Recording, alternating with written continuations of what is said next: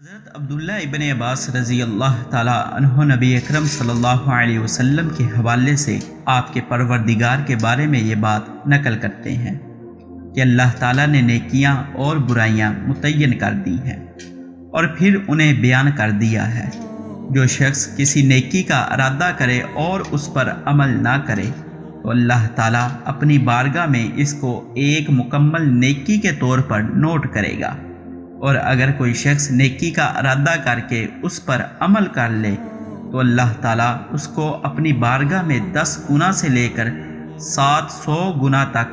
اور اس سے بھی بے شمار گنا زیادہ نوٹ کرے گا۔ اور جو شخص کسی برائی کا ارادہ کرے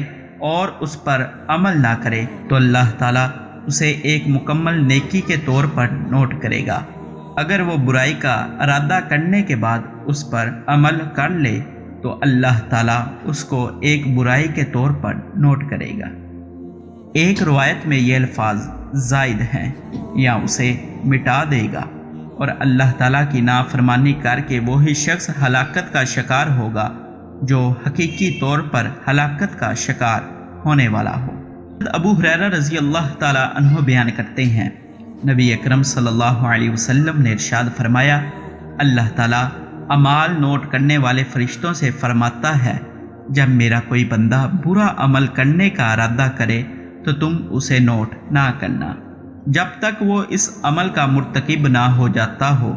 جب وہ اس عمل کو کر لے تو تم اس کو ایک گناہ کے طور پر نوٹ کرنا،